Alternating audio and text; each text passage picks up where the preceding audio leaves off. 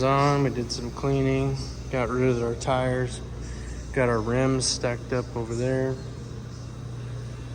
So when I bring the new tires in out of the trailer, I got plenty of room to work. We also got this car moved in. We got some work to do to it, and we'll get it up on the pit lift, see what we got going on with it. But yeah, she's getting all warmed up, and yeah, it's nice. Got the Mean Green machine finished up. It's outside. So I'm watching the national championship game right now, but that's what we're doing. So probably gonna end up, I think we're gonna try to get this car pushed up in here somewhere so we got a little bit more room over there in the back. I'm not quite sure. We thought about taking this car backwards towards the door a little closer. Just some rearranging going on. So yeah, that's about it. All right, this would be our weekend recap on what happened. Saturday we had some stuff going on, but we had some time to get in the shop and play with our toys pretty much. So as you saw in the previous video, we got a 1-star car back in here, and got the shop pretty much set back to where it was supposed to be. Got the Mean Green machine done, and then Saturday, a little bit of Friday night, just Saturday, we got started on this. Now this was the 1-star car right here, and basically what we got going on here is Casey's putting his body back on, and his seat back in. We got a brand new XS battery. We actually bought 3 of those so far. I bought one last year, and then we bought 3 more for this car, and that car. So yeah, that's what we got going on here. We started, Carson and I put the nose together. Carson is Isaac's younger brother. We did that. Casey's gonna order a fluorescent yellow cover like mine has, and do that, and then his old body, we're gonna shine it up, put it back on, run it out, because these wraps and metal's outrageous nowadays. I got plans for this. I got some body stuff to change. I at least need to take the rear quarters off, at least, and both of them for that matter. And I need to fix some decking and a T-bar, because one, it's out of adjustment. I measured droop, and we were actually almost 2 to 3 inches below what we could actually be. So we're not utilizing that droop measurement very well, which we didn't check it all year. We just ran the car basically. In all reality, I'd like to do a new body, a new wrap, just doors and quarters is all, and just do the same wrap with just different sponsors, and roll with it that way. That's what I'd like to do. I'm not gonna get, I used to be really picky about how my cars looked at the beginning of the year, but it's just things that aren't the way they used to be back then, and it's just cheaper to run your stuff as long as you can. I mean, this body could easily get a couple more years. Thank you. This body could easily get a couple more years out. I don't know. It's up in the air. Good thing it's only January, almost February, but it's definitely up in the air. And Possibly might be changing a power plant. I don't know what direction we're gonna go. I know we are putting new radiators in this year. We had heating issues last year, but I think we've come to the conclusion that maybe we should update some radiators and get something that's brand new. This radiator that I have, it came with the car in it, and it's a high-end radiator, but it's hard to say. I always run antifreeze, unless I always run antifreeze or like a 50-50 mix. I never run water. I don't like water, to be honest with you. I don't think it really cools much.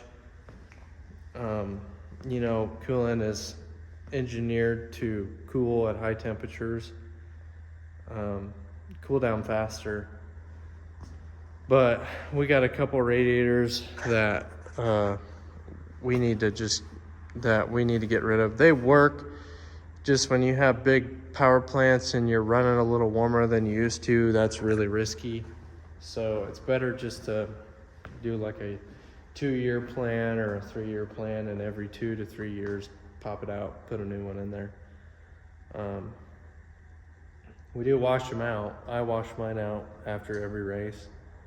And I've noticed mine's got a couple big dinks in the core that weren't there before, so that could be some of my problem.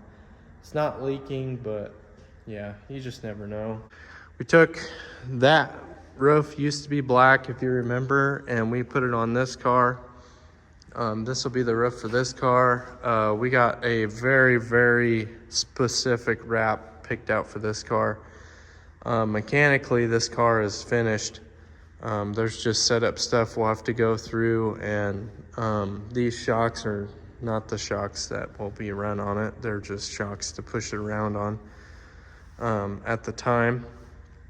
But yeah, we'll be doing a whole different wrap for this car. It's gonna be kind of it's gonna be our car with the big motor in it, and that's it. And it's gonna be a big show that requires a big engine, and this will be pretty much possibly the only car that goes to one of those shows. But like I was saying, we got it running, got it wired up. We got his seat out, ready to go in there. We took Isaac's seat out, it's up there. But yeah, this is the changes we have for 2026. So this engine right here is an engine that I traded my crate motor for. It's a spec engine, basically. It's pretty snouty. So we had a little bit of a hiccup last August. The other engine that was in this car, when it had Isaac's body on it and he was running it, it had issues with leaking oil, and it was supposed to be fresh from X Factor is where we got it. And it was supposed to be fresh, put it in, had nice valve covers on it. Well, when you have a wet sump motor, they have to breathe through the valve covers, otherwise it creates like pressure, crankcase pressure. And so we ended up hurting that motor because of these valve covers. So they pulled that other engine out and put this one in, and they put these valve covers on it because they're nice looking and they got lots of room. Well, got it running, and this engine started to push oil as well. And we're like, what in the world is going on? So this breather right here looks to be like that would work. But in here, when we pulled this off, there was a cap. And so there was no it was not able to breathe whatsoever. Luckily for this one, we shut it down right away, and it just started to push oil out somewhere over here, and we shut it down. So I don't believe that it hurt it as bad as that one. I'm thinking it's probably a positive seal on the valve. We got to pull the header off, look in the exhaust port and see if there's oil, because there's oil all over this header. That's where it was coming out. So one of those things where, you know, quite possibly might have to pull this out and take it to machine shop or pull the head off. We don't know. So that's also a main thing in the back of our mind that we have to do, is fix that. Hopefully, fingers crossed, it's just a valve seal, which is easy to do. But yeah, we also put a new bumper on this car, got it all measured out according to mine so that he can use the measurements off of my valence to build a blue one, and top fenders. So new bumper, new rod. But yeah, pretty crazy what we got done in just one Saturday. And the body is literally ready to be popped on. We just ran out of time just because they were removing weight off the car, because Isaac, it weighs maybe 120, 140 maybe. And so they had to remove weight, and then we had to relocate the battery to where my battery is, just in case we would change this whole setup and put up a dry sump system. The battery was right where the tank would have to mount, so we had to change all that. And of course, he put his excess in and rewired it and hooked it all up. So we did do a lot. We did a lot of stuff. We've had that blue roof and stanchions for this car forever. We just changed our minds basically on what we were gonna do. I need to do some T-bar work. I would like to take and pull these quarter panels off so that I can move the decking how I need to do it. And these quarter panels need to be straightened, just in case I'm gonna put them right back on and run it. So yeah, that's what we got going on nowadays. Right. So I got the back half of the car tore apart. That's the old T-bar. It's pretty bananaed, as you can see. It wasn't really holding the decking up at all. So I took all this apart, took the quarters off, got this all taken care of. So we're redoing the T-bar.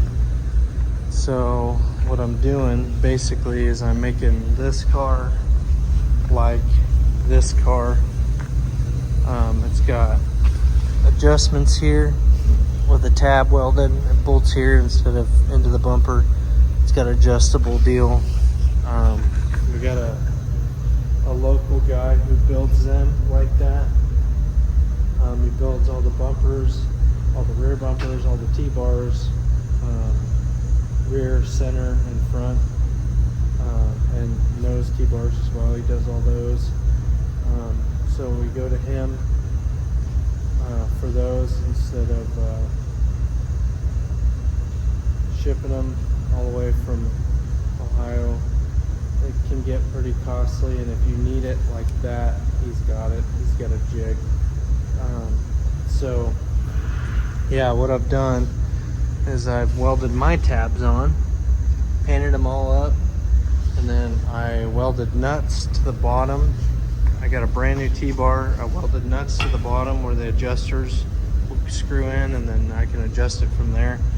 I just painted the T-bar. It's sitting out there on the trash can, drying.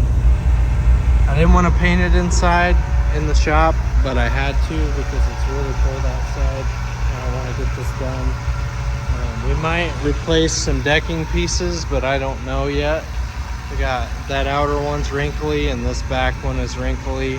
I don't know what we're gonna do, but I need to get the T-bar back on after it's done drying, and I need to get it adjusted, and then I need to get the spoiler back on. So that I know I need to do for sure, and we can worry about the decking later. The quarter panels need to be straightened, especially the left rear.